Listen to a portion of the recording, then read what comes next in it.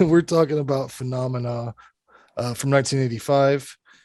This is young girl who has an amazing ability to communicate with insects is transferred to an exclusive Swiss boarding school where her unusual capability might help solve a string of murders. Directed by Dario Argento, um, written by Dario Argento and Franco Farini, who worked on The Church, Opera, Demons, Demons 2. Jason, do you have information? Well, I got a tagline, but certainly this ain't I real. think it Certainly is. this I is think it is. when insects attack. Mhm. That's the one Yeah. I Is saw. that Yeah. real? That's horrible. They really leaned in on the insect stuff a Oh my lot. lord. There's so much more that happens in this movie than Yeah. the So insect.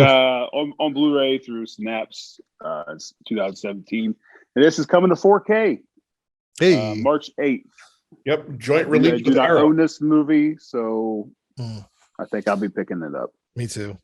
Um, Jennifer Connelly evidently lost a portion of her finger in this movie at Damn. the end because the chimp bit it off. This movie features the chimp prominently, Oh, and these are the stories you have on the chimp.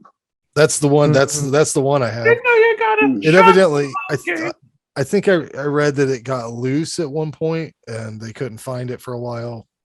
But uh, great opening scene. You can really feel the same vibes they harvested from this film when they made the Clock Tower games. Because I looked it up, and the Clock Tower dude that have you ever played those games? They're kind of shitty. I don't really like them, but They're way I too never had a hard. chance. they're very Yeah. hard. Yeah.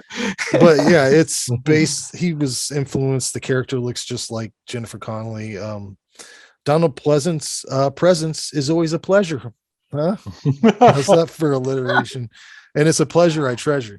Oh my lord! He's great in this movie with all his bug science and his chimp sidekick that pushes him around in a wheelchair, which I did not know until like that happened. I didn't know he was in a wheelchair at all. I I love the soundtrack for the most part, the Goblin stuff. Yeah, fuck yeah, fuck yeah. But what the fuck? Iron Maiden is used so weirdly. I love Iron Maiden, but there's a scene where she's trying to get the phone. And this Iron Maiden song is just kicking ass. And I'm like, there's not really much going on here. She's just trying to get a phone. There was other, I don't know. Very strange. A lot of unintentional comedy from Jennifer Connelly, mostly car related. She gets hit by one, and then she's bailing from the same car, and she rolls down this hill. All of this caused by extreme sleepwalking. So, when she was all hooked to the medical devices and getting frustrated with the doctors, I really wanted Jennifer Connelly to wish for the Goblin King to come. And I kept waiting for some kind of line. No matter what movie she's in, if it's this or Requiem for a Dream, she's always the girl from the Labyrinth, which is bothersome at some points. The Goblin King probably should have helped her out in Requiem. Yep. He was an owl. Too late. Yeah, but more on this soundtrack. It's very crazy. There's Motorhead at one point that is just blasting while this investigator is doing like background checks on people. My favorite is the phone thing where she's like trying to get this phone with a pull for 7 minutes, and the Iron Maiden it's like the whole song. But one shot that was as unimpressive as anything was the superimposed coffee grounds that they used over the house. It looked cool when they used it on the moon, but that's evidently how they got the bug look on coffee grounds and animation, I guess. Even though it sort of seems like nothing happens for a good chunk of this movie, I think it all just works. And even the nearly 2-hour runtime wasn't like a belaboring trial or anything. I think it's got to be the writing. I think the writing was good enough because I don't know. I don't know what it was. Maybe it was the chimp with the straight razor. That's one of the most awesome visuals, But when Jennifer knocks the toy car into the doll and thinks this little boy. She thinks she knocks over this little boy. And then she still thinks that it's a little boy when the woman picks it up, like, and it's like a old handmade doll or some shit. It's all I don't know. That did not make sense to me at all. I thought that the pit of gore and maggots at the end made the poltergeist pool look like some really Mickey Mouse ass shit, because that was gross. The whole end of this movie's like fucking crazy. Like I said, Shemp with a straight razor comes out of nowhere. It's fucking this movie is my favorite Argento that I've seen to this point. I give it an 8 out of 10. Jason? Yeah, so we got Italian horror, and it's from one of the best. The soundtrack, great, and usually, so we're opposite on here. Usually, I don't like the rock and the metal because it always seems kind of forced and you didn't think generic. It sounded forced in this? I don't know, but I was just into this movie, and I tell you what, I'm not even a big Maiden fan or Motorhead, but like everything just some deep just cuts with me a little bit. Yeah, I thought it worked. Great cast, great acting.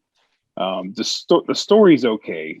Italian horror for me can be a little bit. The story wise is kind of. I don't know how to.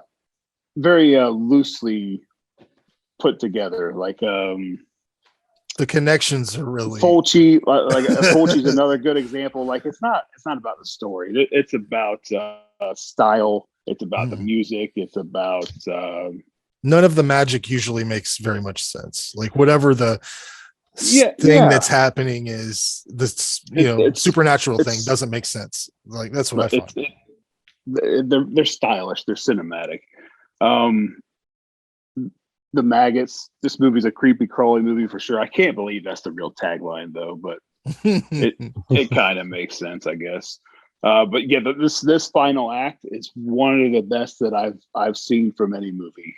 That pit of bodies, that deformed kid getting eaten by flies, the underwater scene, the chimp with the razor, just bonkers. There's a beheading. Like this final act is up there with any of them. And I think the movie's up there with Suspiria for me. That was my favorite of his, but this is just as good and for different reasons, if that makes sense. Just a couple gripes though. The very first graphic scene, no blood with the hand being stabbed. Like that really disappointed me. And then those couple, I don't know if it's picture over picture or however they're doing it, but a couple of the insect shots look, but it's not, it's 1985. So who gives a shit? I give it a 9. Wow. Nice. As this was my pick, I obviously give this one high marks. This was one of the last vintage Argentos I saw. I guess I'll call it, or late vintage. I don't know what you want to call it, but his 80s stuff. After Phenomena, it starts to get iffy. So I feel like he was going through a real messy divorce with Daria Nicolodi. Frau Bruckner. Is that her name? Frau Bruckner? No, Blucher. But they were married to, Ozzy is their daughter, and messy divorce, going through it. She's acting in this while it's happening. He's directing while it's happening. It was just I loved her performance in this. Daria Nicolodi, so good. Such and really intense. I remember reading something that said she dubbed her own voice, and on the set it was exactly the same. And she said that it was the most intense she's ever yelled, and that was something, because she's been acting for a while at that point. You know what I mean? She said it's all the rage and stuff she got to take out on this role. So I thought that was really good. Jennifer Connelly, huge fan. Labyrinth for life. I don't care how old I get. She's the Labyrinth. And she's just a really good actress too. And yeah, this was her first starring role. So I really love when big stars get their starts in horror. It's just something a little extra special in Italian horror nonetheless. That's a different breed of horror, And that whole monkey thing out of nowhere. That's such an out of left field thing to have. It's like, all right, and it's pretty coherent. The monkey did pretty much what it was supposed to do, except bite off. It pushed him in a wheelchair. That was amazing. That was so cool, right? I feel like I just noticed that again. Like it was him. He rolled it like a couple times, or was like taking it easy, and she was pushing him. Yeah. But yeah, this is a really good movie. I love the special effects in this. I know you guys griped about the superimposed coffee grounds. I loved it. Now, that's one of those ones that it looks better on VHS. Because you don't see all the imperfections. Yeah. You know what I mean? And it's one of those ones. It's like I compare it to the original Halloween on VHS was so scary because remember when his face comes out of the shadow and you could barely see it. And it was so dark. It was so creepy. Now it's so in your face. It's not a surprise. You know what I mean? So this is one of those that look better on VHS. So don't fault the effects. Is a pretty good one. But yeah, Donald Pleasance, I agree with you. I love Donald Pleasance. He's a super cool dude. Good actor. I loved him in The Great Escape. That's probably and was it Cul-de-sac? One of those Polanski. He was in like an early Polanski movie or something like that. Anyways, he rules. And I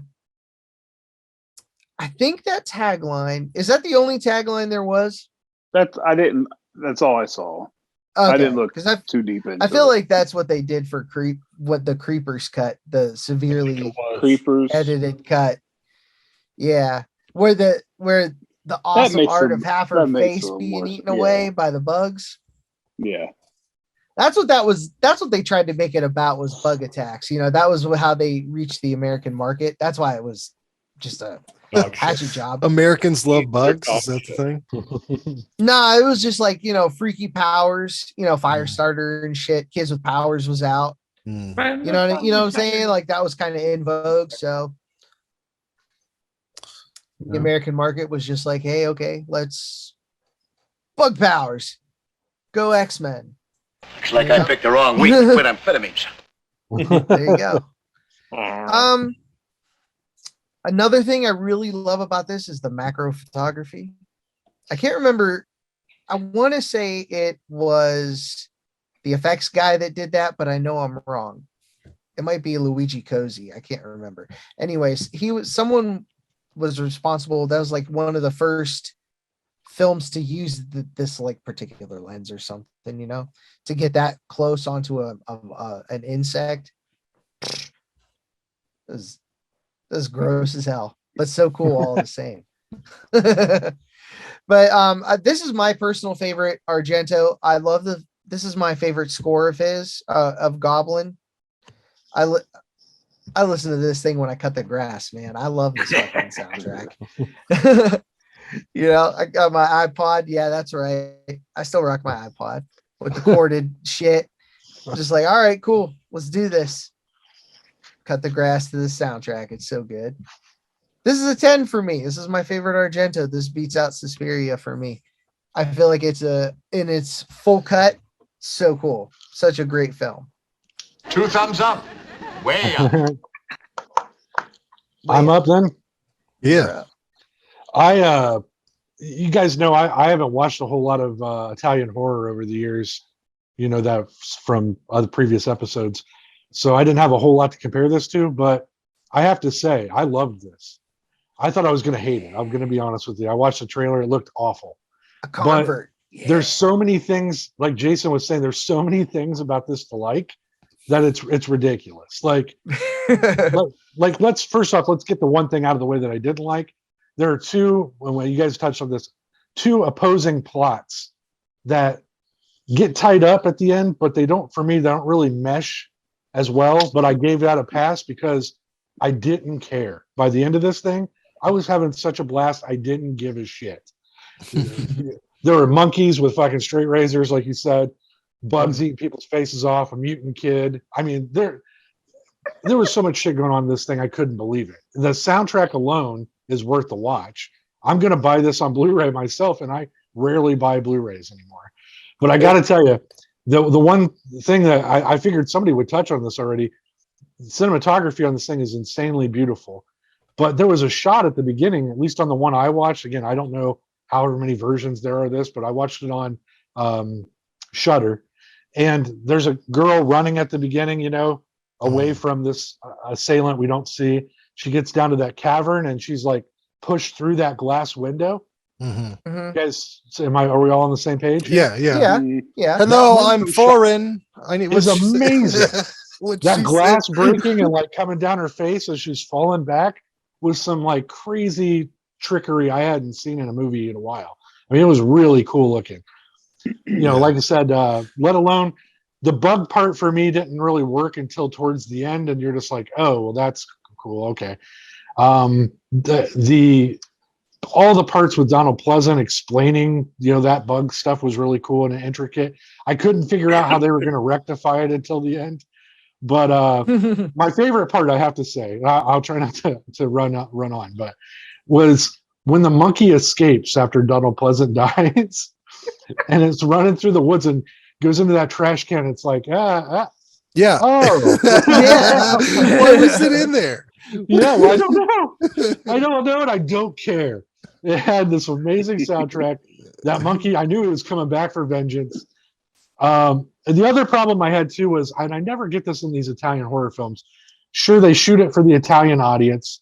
They have to go back and redub it. I guess they probably, if they would have known how big of a star she was going to be later, that they would have, Jennifer Connelly, they would have done a better job. But sometimes her dubs didn't really work for me. I couldn't tell if it was her doing it or somebody else. Back in this time period, they would dub everything, though, Randy. I'm pretty sure. Like they didn't shoot sound for this movie. Oh, really? Yeah, they went back and just dubbed everything because of different language, people speaking different languages, not everyone being Italian. So, and that's what I thought. It seemed to me like it wasn't her voice at times, and it was a little off-putting because I'm a fan of hers. But regardless, I give this an 8 out of 10. I think everybody should see it. I'm buying it on Blu-ray, and Randy, don't buy it. I'll send you my copy because I'm upgrading to 4K. Oh, okay. Oh, look, there we go. Hey, thank you. Spoiler alert. Yeah, I like it. It's got there my seal of approval. No one knows man. what it means, but it's provocative. He's broadening his horizons. I'm trying. Good for you, man. All right, Rob. Well, for me, it's like I'm a huge Argento fan. I've been seeing like all his films, and I even had like a Dario Argento T-shirt that I got from a February Weekend of Horrors way back in the day. But I digress. Wonderful colors, wonderful sound, as in pretty much all of his films, like from the '80s, up until oh gosh, I think Opera for me was the first Argento film I saw that. It was kind of like, oh man, what happened?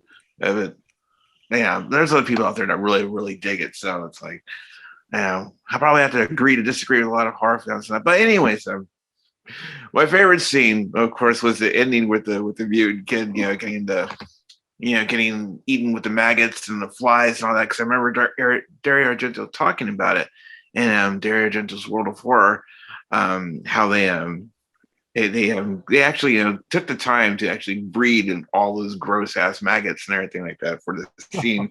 And I could just imagine being there on the set, because said it was hot, it was sticky, stinky, with all the water and all the gross stuff in there they had to put out there. I can only imagine being on that set, hearing the zzz and those noises and all that. But really creative kills, and it's a movie, one of those films that you can watch and enjoy and you can just sit there and watch it again and again because it's got so many crazy shit going on in there, like all the stuff that you guys mentioned, the jump, the mutant kid, the flies, and of course the wonderful kills, and of course all the Dario Argento camera angles and kick-ass music from Goblin. I mean, what's not to like about this movie? On a scale of 1 to 10, I would give this film a solid 8.5. Right on. Right on. Cool. Robert? Okay. So I first of all, I love this movie. And this comes from someone who saw Creepers first back in the day on VHS and thought it was quite possibly one of the worst movies I've ever seen. And there are a shitload of bad horror films, but that one it sucked. And when I saw Phenomena for the first time, I had no idea it was the same movie until it started. I'm like, oh God, it's a longer version. and I loved it because the movie made sense. And then I finally saw the longest cut that Synapse put out. And I think the movie's now even better than the first time I saw it. But before I go into everything I like about it, I got to go into my one gripe is how many people can accidentally run into the house of death? Odds are not that high. My favorite is the first woman that goes in there and she's like, hello, I'm foreign. I need help. It's like, what the fuck? And then I assume it's the woman that killed. Is it the woman you think that kills her or the mutant? Nah, it's the kid. I think it's the kid. Because they try to misdirect you and show you the chains in the wall, like that has something to do with it or whatever. I don't know. Oh, that kid was chained up. She didn't know what else to do with him. It's amazing the hospital let her take the baby home with her. So they're like, we don't want it. You're willing to take care of it? Here, have it. We got to look at this thing. We got to look into this thing. There's something weird happening here. Here in the United States, they would have studied it. They were like, oh, experiment.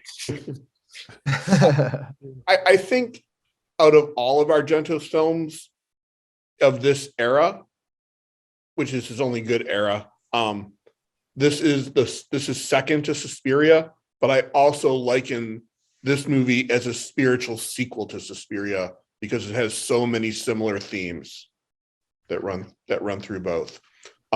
My favorite bit of dialogue was so poorly written.